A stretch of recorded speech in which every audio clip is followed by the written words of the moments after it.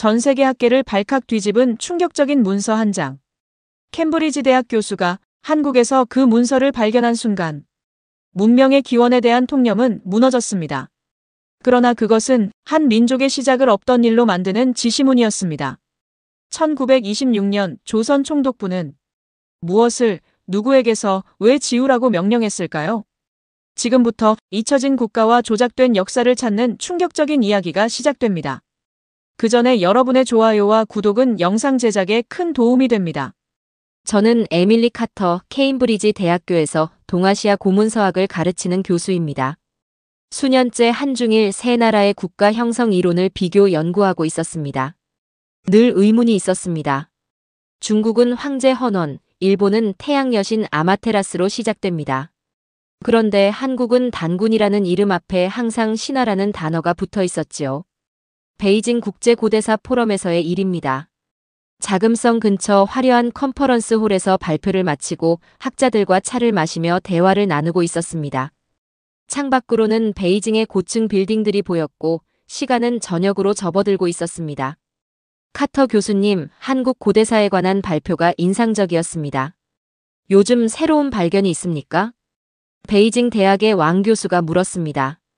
저는 제 연구 주제를 간략히 설명했습니다. 한중일 3국의 고대 국가 기원을 비교 연구하고 있습니다. 특히 각국이 자국의 시작을 어떻게 서술하는지 분석 중입니다. 그때 조용히 듣고 있던 중국 학자 한 명이 차를 마시며 말했습니다. 한국은 전설이지요. 곰이랑 호랑이 얘기 말입니다. 우리는 황제로 시작했는데 말이죠. 주변에서 잠시 웃음이 터졌습니다. 하지만 저는 웃지 못했습니다. 그 말이 저의 연구에서 가장 큰 물음표를 찌른 것이기 때문입니다. 왜 한국의 시작은 항상 신화로만 취급되는 걸까요? 그날 밤 베이징 호텔방에서 저는 생각에 잠겼습니다. 창밖으로 보이는 자금성의 불빛을 바라보며 결심했습니다. 한국으로 직접 가서 답을 찾아야겠다고 말입니다. 인천공항에 내린 것은 이틀 후였습니다. 서울의 봄은 선선했습니다. 택시를 타고 광화문으로 향했습니다. 창밖으로 한강이 보였고 빌딩들 사이로 북한산의 실루엣이 드러났습니다. 택시 안에서는 라디오 뉴스가 흘러나오고 있었습니다. 오늘 폴란드와의 K9 자주포 추가 수출 계약이 체결되었습니다. 지난해에 이어 두 번째 대규모 계약으로 한국 방위산업의 세계적 경쟁력을 다시 한번 입증했다는 평가입니다. 택시 기사님이 고개를 끄덕이며 말했습니다. 우리나라 무기가 세계에서 인정받는군요. 자랑스럽습니다. 국립중앙박물관에서 저는 고조선 전시관을 찾았습니다. 유물들은 분명히 존재했습니다. 비파형 동검, 고인돌, 청동기. 하지만 단군에 대한 설명은 짧았습니다. 단군 신화라는 제목 아래 간략한 설명만 있었지요. 그날 밤 종로구의 작은 호텔방에서 노트북을 펼쳤습니다. 화면에는 제가 몇 년간 모아온 자료들이 있었습니다. 중국은 황제의 이야기를 역사로 다루고 일본은 아마테라스의 이야기를 신성한 기원으로 여깁니다. 그런데 왜 단군만은 신화로 치부될까요? 답을 찾으려면 더 깊이 들어가야 했습니다. 다음 날 아침, 저는 국립중앙도서관으로 향했습니다. 그곳에서 조선 총독부 자료들을 확인할 수 있을 거라 생각했습니다. 단군이 신화가 된 이유를 찾기 위해 역사의 흔적을 더듬기 시작했습니다. 이른 아침 서울은 활기차게 움직이고 있었습니다. 저는 서대문역에서 내려 국립중앙도서관으로 향했습니다. 봄 기운이 완연한 서울의 하늘은 맑았고 청계천 주변으로는 출근하는 사람들로 북적였습니다. 도서관 앞에 도착했을 때는 이미 몇몇 연구자들이 문 앞에서 기다리고 있었습니다. 카터 교수님, 어서 오세요. 예약하신 자료들 준비해 두었습니다. 제가 사전에 연락을 취해둔 김학의 연구사가 저를 맞이했습니다. 고문서실로 안내받은 저는 조선 총독부 시기의 문서들을 살펴보기 시작했습니다. 흰 장갑을 끼고 조심스럽게 페이지를 넘기는 동안 김 연구사가 말했습니다. 사실 이 자료들은 거의 열람 요청이 없는 편입니다. 연구자들도 잘 찾지 않아요. 저는 고개를 끄덕이며 문서들을 하나하나 살펴보았습니다. 대부분은 행정문서나 통계 자료였습니다. 그러다 한 문서철에서 눈에 띄는 내용을 발견했습니다. 1916년 작성된 조선사편수의 지침이란 문서였습니다. 거기에는 분명히 적혀 있었습니다. 단군 관련 서술은 신하로 통일할 것. 고조선은 국가형성서사에서 제외하고 중국 주변 부족 활동으로 기술할 것. 그 순간 가슴이 쿵 내려앉는 느낌이었습니다. 이건 단순한 학술적 판단이 아니었습니다. 정책적 결정이었던 것입니다. 김 연구사님, 이 문서에 대해 알고 계셨나요? 김 연구사는 제가 가리키는 문서를 보더니 한숨을 쉬었습니다. 네, 알고 있었습니다. 일제가 조선사를 편찬할 때 내린 지침들이죠. 우리 역사를 그들의 관점으로 재해석한 겁니다. 저는 더 깊이 파고들었습니다. 다른 문서를 살펴보니 더 구체적인 지침들이 있었습니다. 단군은 실존 인물로 인정하지 말 것. 유물이나 유적에 단군 관련 설명을 넣지 말 것. 고조선의 영역은 축소하여 표기할 것. 이건 단순한 해석이 아니었습니다. 의도적인 삭제였고 명령이었습니다. 일제는 단군을 없애려 한 것이 아니라 의도적으로 밀어내고 신하로 격화시킨 것이었습니다. 점심시간이 되어 잠시 휴식을 취하기 위해 도서관 구내식당으로 갔습니다. 창가에 앉아 비빔밥을 먹으며 생각에 잠겼습니다. 식당 TV에서는 고고학 발굴에 관한 다큐멘터리가 나오고 있었습니다. 평양 근처에서 발견된 고대 유적지에 대한 내용이었습니다. 화면에는 기원전 2000년대로 추정되는 청동기 유물들이 보였습니다. 해설자는 이 유물들의 시대를 설명하면서 조심스럽게 고조선 시기로 추정되는이라는 표현을 사용했습니다. 그 순간 든 생각이 있었습니다. 지금도 우리는 일제가 심어놓은 시각으로 역사를 보고 있는 것은 아닐까? 오후에 다시 고문서실로 돌아와 더 많은 자료를 검토했습니다. 1925년 조선총독부 항무국에서 발행한 조선사 편찬 보고서에는 더 충격적인 내용이 있었습니다. 조선인의 국가의식을 약화시키기 위해 고조선의 역사성을 최소화하고 부족 단위의 활동으로 축소하는 것이 필요함. 단군은 종교적 상징으로만 다룰 것. 저는 그 문서를 몇 번이고 다시 읽었습니다. 이건 단순한 역사 해석의 문제가 아니었습니다. 정치적 목적을 가진 역사 조작이었습니다. 한 페이지를 넘기다 눈에 띈 것은 당시 조선 총독부 항무국장과 일본 역사학자들 간의 서신이었습니다. 거기에는 이렇게 적혀 있었습니다. 조선의 고대사는 중국 주변부 역사로 편입시키는 것이 식민 통치에 유리함. 특히 단군을 중심으로 한 독자적 국가 형성 서사는 약화시킬 필요가 있음. 해가 저물어갈 무렵 도서관을 나오면서 머릿속은 복잡한 생각들로 가득 찼습니다. 광화문 광장을 지나며 세종대왕 동상을 바라보았습니다. 한글을 창제한 세종대왕은 자국의 문화적 정체성을 강화하기 위해 노력했었습니다. 그런데 그로부터 수백 년 후, 일제는 그 정체성의 뿌리부터 흔들어 놓았던 것입니다. 호텔로 돌아와 노트북에 오늘의 발견을 정리했습니다. 창밖으로는 서울의 밤 풍경이 펼쳐졌습니다. 불빛 가득한 도시를 바라보며 생각했습니다.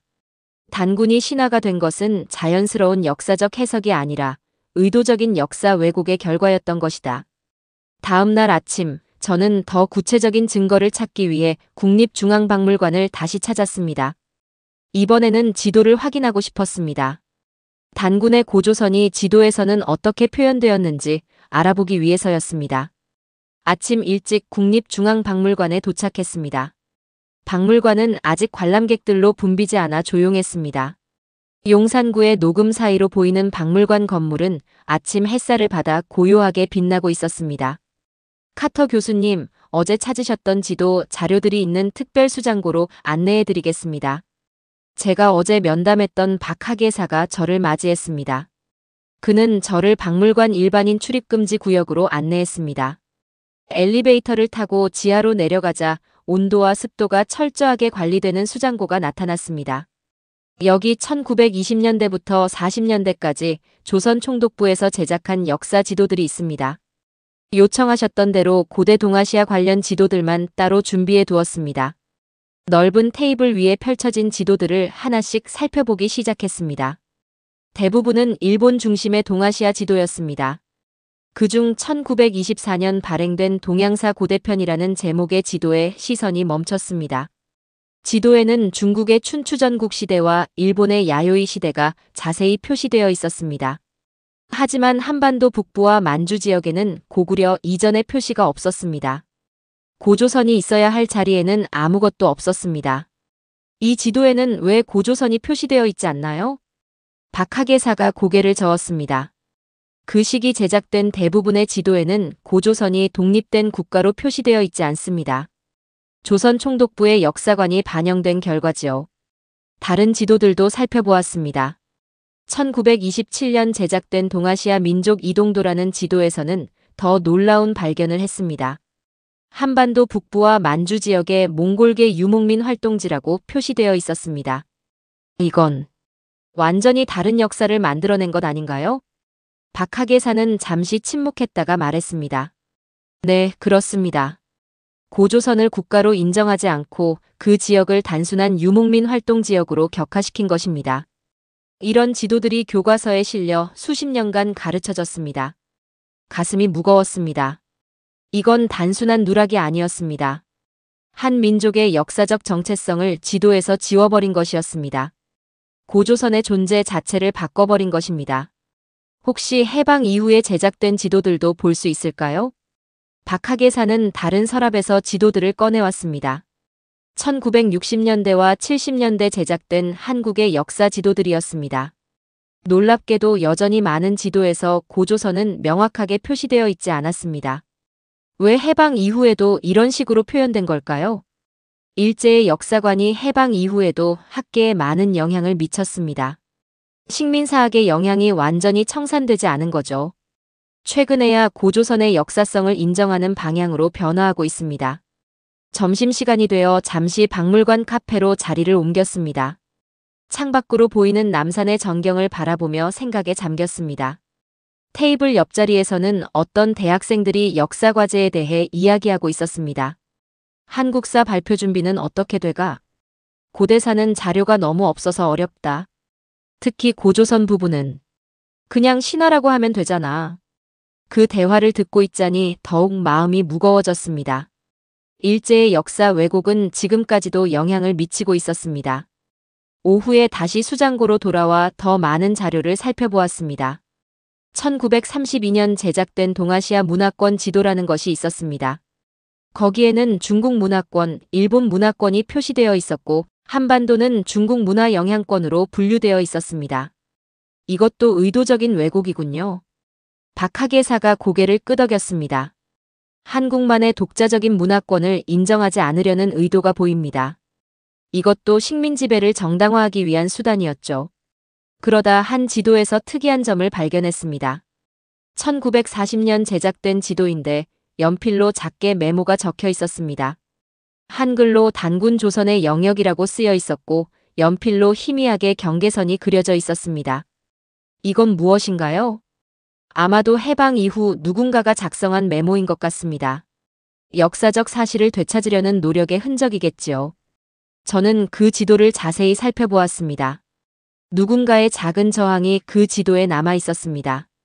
일제의 왜곡에 맞서 진실을 기록하려 했던 이름 모를 이의 흔적이었습니다. 수장고를 나오며 박학예사에게 물었습니다. 이런 역사 왜곡이 단군만의 문제였을까요? 아니요, 한국사 전반에 걸쳐 있었습니다. 특히 고대사가 심했지요. 고구려사를 중국사의 일부로 편입시키려 했고 가야와 신라의 관계도 왜곡했습니다. 하지만 단군과 고조선은 가장 철저하게 지워진 부분입니다. 박물관을 나와 한강변을 걸으며 생각했습니다. 한강은 수천 년 동안 이 땅의 역사를 지켜보았을 것입니다. 단군의 시대부터 지금까지 이 강은 변함없이 흘러왔습니다. 하지만 그 역사는 누군가에 의해 지도에서 지워졌습니다. 저는 강변의 벤치에 앉아 노트북을 펼쳤습니다. 오늘 본 지도들을 정리하며 메모했습니다. 고조선은 지도에서 지워졌다. 단순한 누락이 아닌 의도적인 역사 왜곡이었다. 이 지도 한 장이 단군을 신하로 만든 결정적 증거다. 저녁이 되어 호텔로 돌아오는 길에 광화문 광장을 지났습니다. 세종대왕 동상 앞에는 많은 사람들이 사진을 찍고 있었습니다. 문득 고조선의 수도 왕검성에는 어떤 모습의 궁궐이 있었을지 상상해 보았습니다. 지도에서 지워진 그 나라의 모습은 어땠을까요?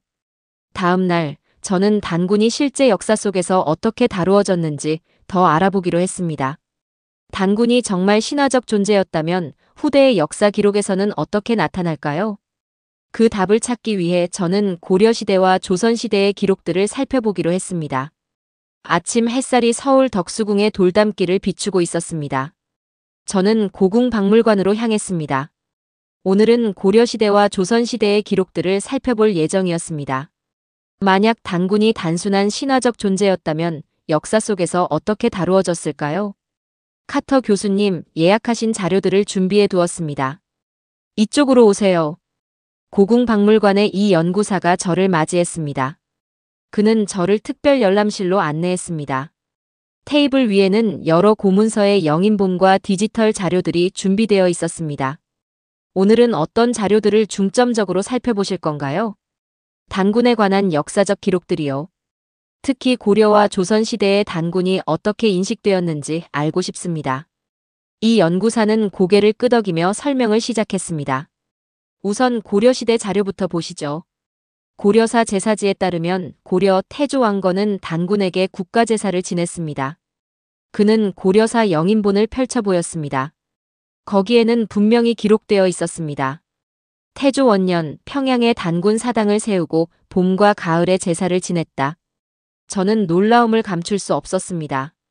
신화적 존재에게 국가제사를 지냈다는 건 이상하지 않나요? 바로 그 점이 중요합니다.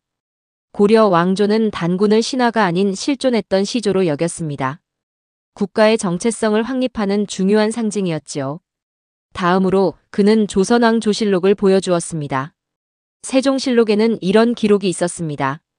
세종 14년 임금이 평양의 단군 사당에 향과 패백을 내렸다. 세종대왕조차 단군에게 제사를 지냈던 것입니다. 이것은 단군이 신화가 아니라 역사적 인물로 인식되었다는 강력한 증거였습니다. 그런데 이런 제사 기록이 일제시대 이후에는 거의 연구되지 않았습니다. 의도적으로 무시된 것이죠. 점심시간이 되어 잠시 휴식을 취하기 위해 경복궁 근처 전통찻집으로 자리를 옮겼습니다.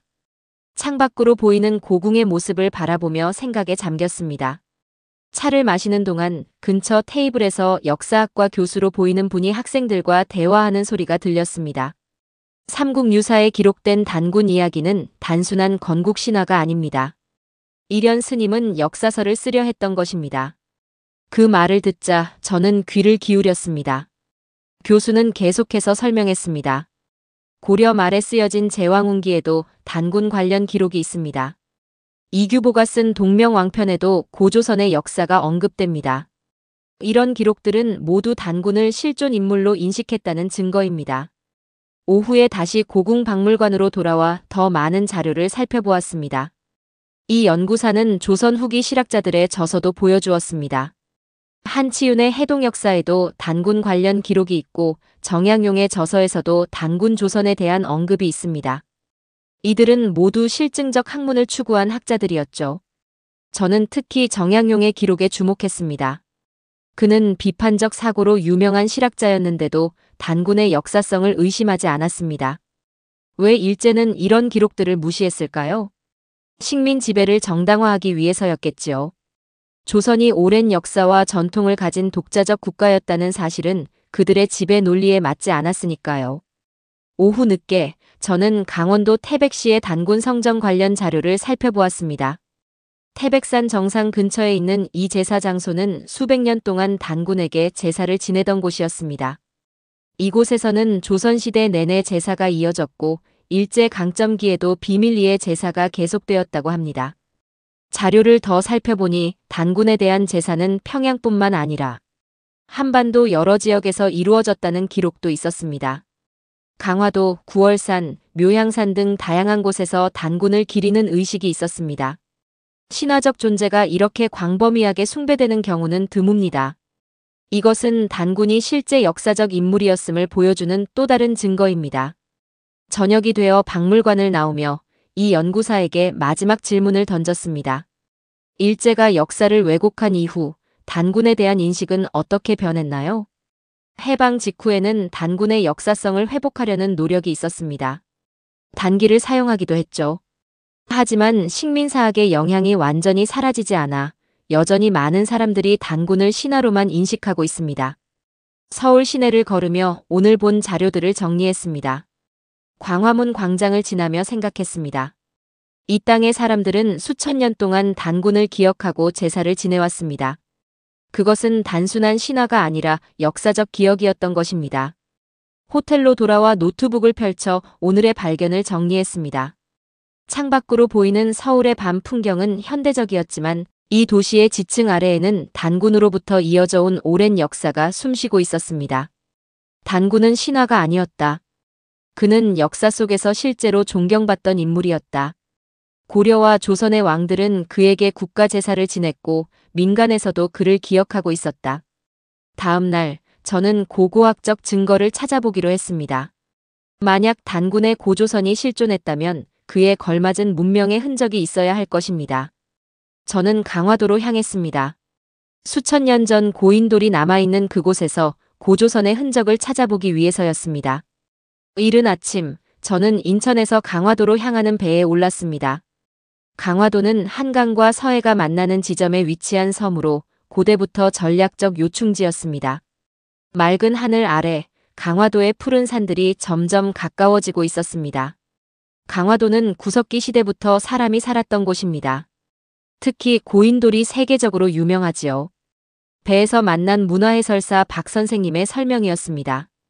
그는 오늘 하루 저를 안내해 주기로 했습니다.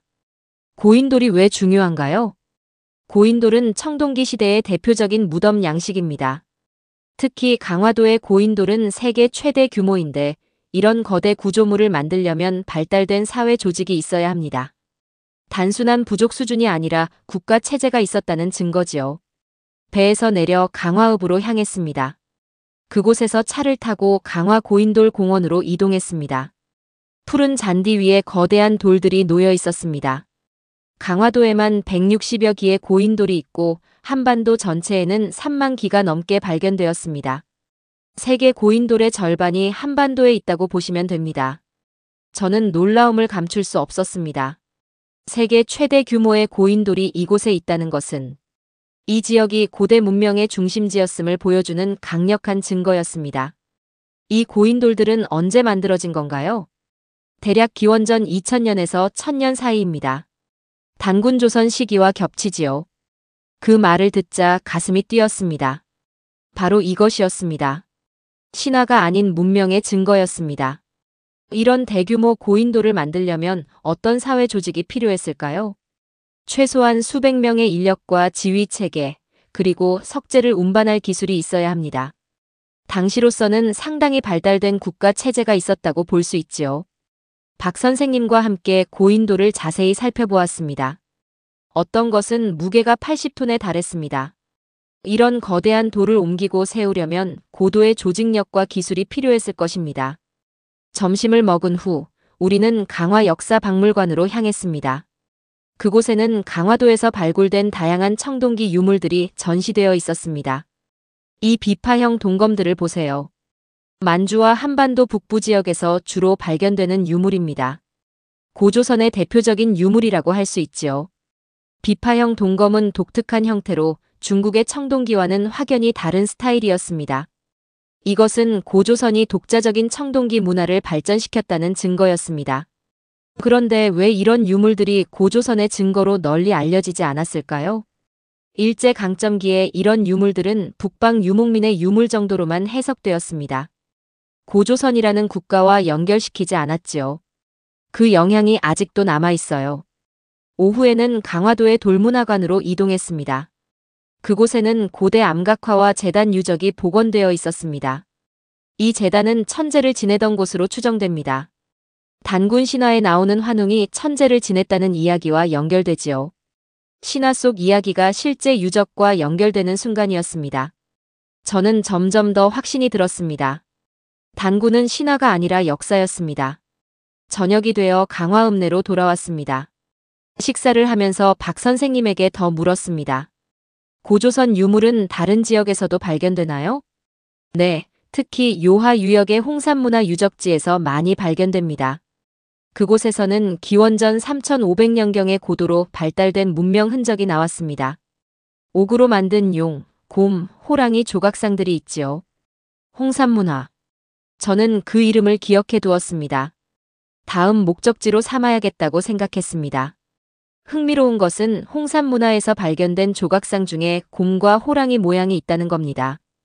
단군 신화에 나오는 곰과 호랑이 이야기를 연상시키지요. 그 말을 듣자 머릿속에서 퍼즐 조각이 맞춰지는 느낌이었습니다. 신화 속 이야기가 실제 고고학적 증거와 연결되고 있었습니다. 홍산문화 유적지에서는 제단, 무덤, 왕관 등도 발견되었습니다. 이는 고도로 조직화된 사회가 있었음을 보여줍니다. 일각에서는 이것이 단군 조선의 시작일 수 있다고 봅니다. 다음 날 아침 강화도를 떠나기 전에 만이산 참성단을 방문했습니다. 이곳은 단군이 하늘의 제사를 지냈다고 전해지는 곳입니다. 산 정상에 올라 넓은 서해를 바라보니 이곳이 왜 신성한 장소로 여겨졌는지 이해할 수 있었습니다. 여기서 바라보는 일출은 장관입니다. 고대인들은 이곳에서 하늘과 가장 가까이 있다고 느꼈을 겁니다. 작은 배를 타고 강화도를 떠나며 생각했습니다. 신화가 이런 유산을 남길 수는 없다. 이건 국가의 흔적이다. 고조선은 실존했고 단군은 그 시작이었다. 서울로 돌아와 호텔에서 노트북을 펼쳤습니다. 인터넷으로 홍산문화에 대해 더 자세히 알아보았습니다. 그곳에서 발견된 유물들은 놀라울 정도로 정교했습니다. 특히 5000년 전의 옥룡 조각상은 세계적으로도 유례가 없는 정교함을 자랑했습니다. 하지만 중국 정부는 이 홍산문화를 중국 문명의 일부로 주장하고 있었습니다. 여기서 또 다른 의문이 생겼습니다. 왜 고조선의 영역과 문화는 계속해서 다른 이들에 의해 지워지고 왜곡되는 걸까요? 다음 날, 저는 이 질문에 대한 답을 찾기 위해 서울대학교 고고학과 김 교수를 만나기로 했습니다. 고조선을 둘러싼 현대에 그리고 계속되는 역사 왜곡에 대해 알아보기 위해서였습니다. 서울대학교 관악 캠퍼스는 아침 햇살 아래 푸른 나무들로 둘러싸여 있었습니다. 저는 김 교수와의 약속 시간에 맞춰 그의 연구실 문을 두드렸습니다. 카터 교수님, 어서 오세요. 기다리고 있었습니다. 김 교수는 온화한 미소와 함께 저를 맞이했습니다. 그는 한국 고대사 연구의 권위자로 알려져 있었습니다. 제가 연구 중인 단군과 고조선에 대해 특히 현대에 이르기까지 계속되는 역사 왜곡에 관해 이야기를 나누고 싶었습니다. 김 교수는 책장에서 두꺼운 자료집을 꺼냈습니다. 표지에는 동북공정 자료집이라고 적혀 있었습니다. 2000년대 초반 중국은 동북공정이라는 역사 프로젝트를 시작했습니다. 표면적으로는 중국 동북 지역의 역사 연구였지만 실제로는 한반도 고대사를 중국사에 편입시키려는 시도였습니다. 그는 자료집을 펼쳐 보여주었습니다. 거기에는 고조선, 고구려, 발해 등이 모두 중국의 지방 정권이었다는 주장이 담겨 있었습니다. 고조선은 중국 변방의 소국으로 단군은 신화적 인물에 불과하다고 주장하고 있습니다. 이것은 일제의 식민사학과 놀랍도록 유사한 논리 구조를 가지고 있지요. 홍산문화도 중국 문명의 일부라고 주장하는군요. 그렇습니다. 홍산문화 유적이 현재 중국 영토 내에 있다는 이유로 그 문화적 성격까지 중국의 것으로 규정하려 합니다. 하지만 국경선은 시대에 따라 변했고 문화권은 현대의 국경선과 일치하지 않습니다. 서양 학계는 이런 논쟁에 대해 어떤 입장인가요? 안타깝게도 서양 학계의 상당수는 일본 식민사학의 영향을 그대로 받고 있습니다. 20세기 초중반에 형성된 동아시아 고대사 인식의 틀을 크게 벗어나지 못하고 있지요. 구체적으로 어떤 면에서요? 하버드나 프린스턴 같은 대학의 동아시아학과 교재들을 보면 고조선은 여전히 신화적 왕국으로 소개되고 실질적인 한국사는 삼국시대부터 시작됩니다. 고조선의 2000년 역사가 한 페이지로 축소되어 있죠. 그렇다면 한국 내부에서는 이런 문제에 어떻게 대응하고 있나요? 국내에서도 상황이 그리 좋지 않습니다. 일부 교과서에서는 여전히 단군을 신화로만 표기하고 있고 많은 학자들이 고조선의 역사성에 대해 소극적 입장을 취합니다.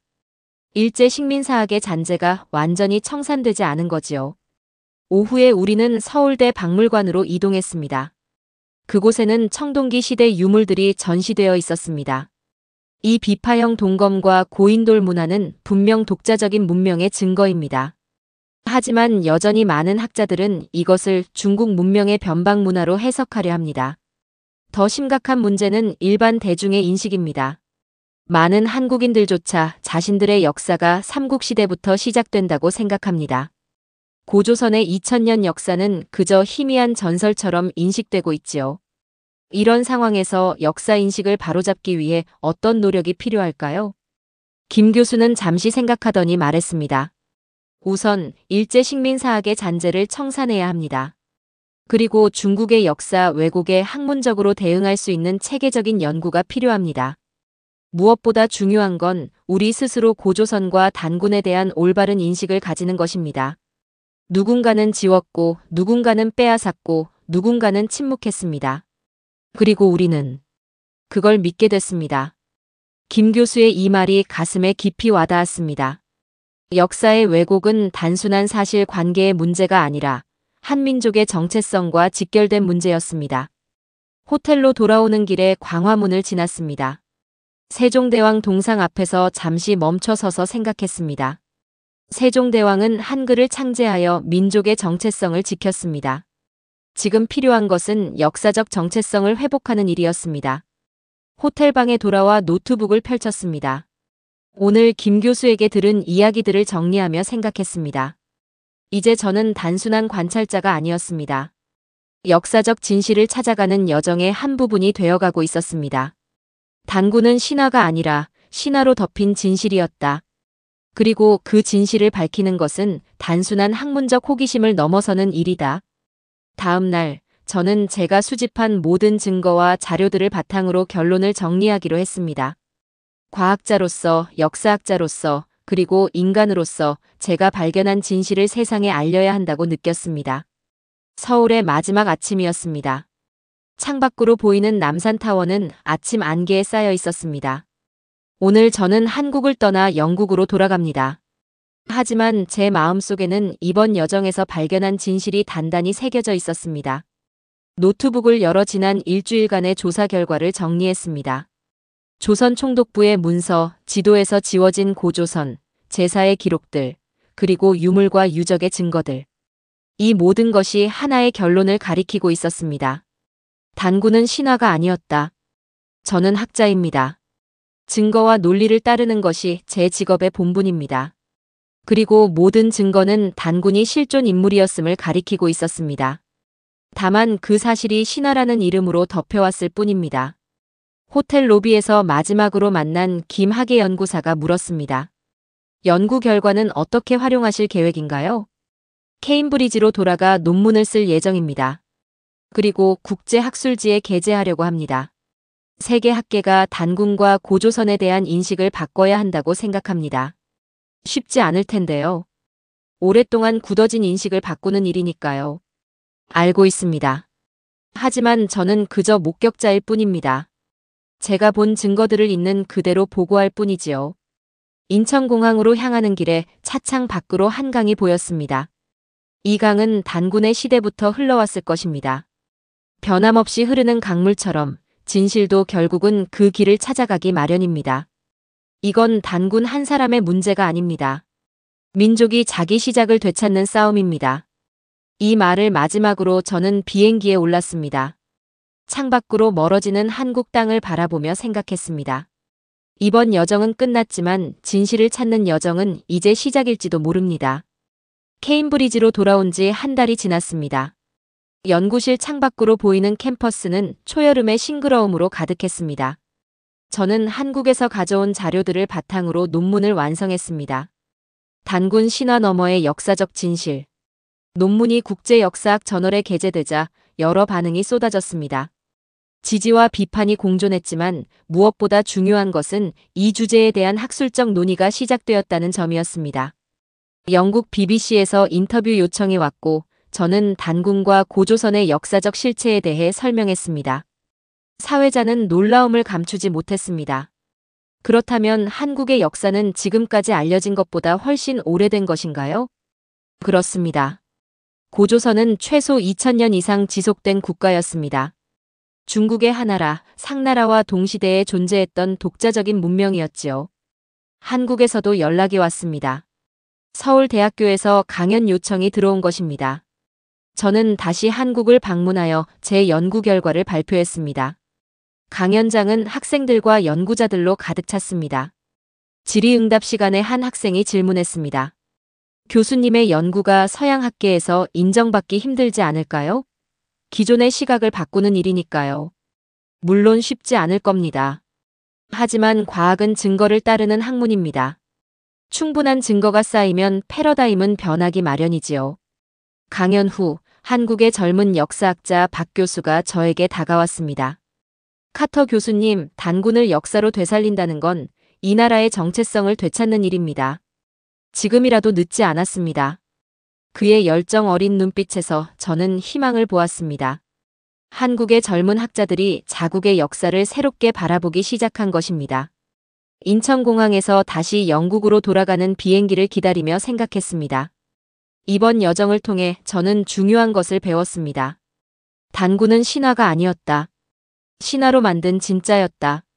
그리고 그 진실을 밝히는 건 지금 우리 모두의 몫이다. 역사는 과거의 이야기가 아닙니다. 현재를 살아가는 우리의 정체성을 형성하는 근간입니다. 단군의 이야기는 단순한 고대사의 한 부분이 아니라 한 민족이 자신의 뿌리를 찾아가는 여정의 시작점입니다. 비행기가 이륙하며 창밖으로 한국 땅이 멀어져 갔습니다.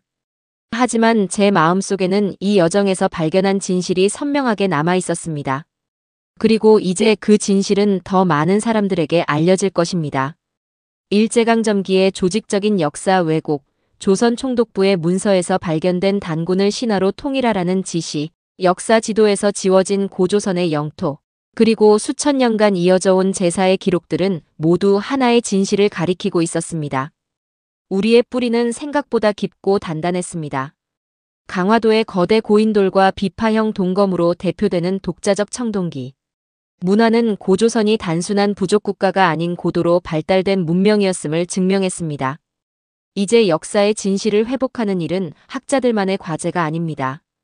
우리 모두가 자국의 역사를 올바르게 이해하고 그 자랑스러운 뿌리를 되찾아야 할 때입니다. 오늘의 영상은 여기까지입니다. 오늘 사연이 즐거우셨다면 댓글로 응원의 메시지 남겨주세요. 구독과 좋아요는 영상 제작에 큰 힘이 됩니다. 긴 영상 시청해주셔서 감사합니다.